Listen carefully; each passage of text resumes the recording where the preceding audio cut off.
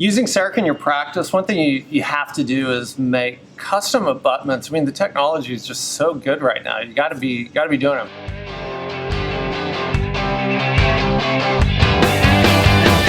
And custom abutments is, the emergence profile is always just kind of wonky. It's just never perfect. The crown portion of it, usually, great. It generates really well. But the underneath part of it. And you can go mess with the parameters all you want. I know there's plenty of videos and all that, but it doesn't matter. You're still going to have to go in there and mess with it. So we'd rather just not worry about the parameters on the emergence profile. But just get into it as fast as you can. Let's just get in there so we can start working on it and get things looking right. Typically whenever we are doing our abutments and implant crowns, we always like to take the gingival mask, because I found that helps us a lot when we're working on our emergence profile, because you do have to do so much work with that. But as you can see here, the occlusal portion of our crown looks great. I mean, it usually does a really good job on that, but our emergence profile is not looking so hot. So, there's a lot of things that you have to do, pulling things out and smoothing things back and working with it a lot to get it to look right. So we encourage all of our doctors to just get into it as quick as they can so they can get things looking right. You can turn your gingival mask on and have that kind of transparent per se, so you can still see your emergence profile. And we use our 2-directional circular shape tool like I have on now, and we have to just really work at it and pull that out and start making it look right. And if it's red and it goes into the gingiva, that's okay, because we're going to smooth that back later.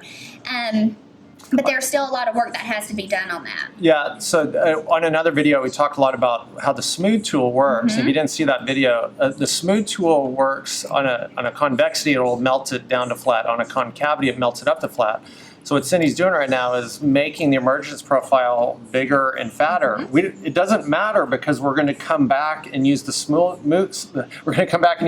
tool and melt that back into the right shape. Right. Even if there's like ripples or anything in the proposal, it's better just to make it bigger and smooth it back. Right. And another thing that we tell them, if there's things that's not quite right, it's almost faster to, instead of just keep messing with it and you smooth it back and then you need to pull it back out and you're doing a lot of work to it. If it's one little ripple that's in there, you can just mill it like that, take a green stone, and you're going to finish it back probably a whole lot quicker than what you can do in the software. You know well as I do, you've sat in front of that screen and you've messed with it and messed with it, and you almost need somebody to tap you on the shoulder and go, it's okay, just stop, just mill it, and it would take you like 3 seconds to polish just finish that back. So with that said, sometimes on the emergence profile, it's okay to make it a little bit heavier, because you can always take that off. Right. And after it's milled out, you put it to the tie base, you get another look at how those contours should be. So don't be afraid to let it mill a little bit too thick.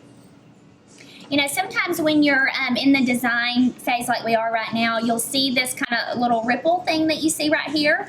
You can work on it and smooth that back a little bit, but, going on to the mill phase and just milling that and finishing that back would be a lot quicker. Yeah, by the time you're going to bond this to the tie base and everything, you can get on there and finish it back. Or you could try it on the tie base, finish it back, throw it in the oven, and glaze it. But we've seen so many people like working on it. It takes forever. And sometimes you spend a lot of time, yeah. You just got to let your hand do some of the work afterwards. Now in this mill preview stage of this, you can see that this is in the 16L block. If you're going to do like an LTA2, you got to mill it out of the bigger block, because the smaller blocks are the MO blocks. Now when you're looking at this thing, we've got a hybrid abutment crown right here in this big gigantic block.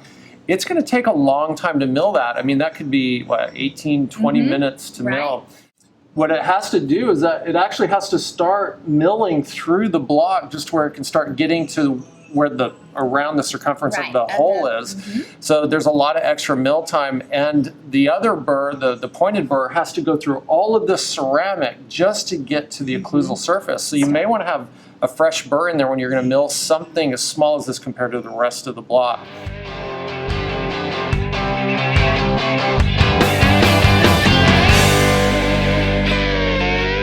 Be afraid to let it mill a little bit too thick. And that's all we got on that. Yeah.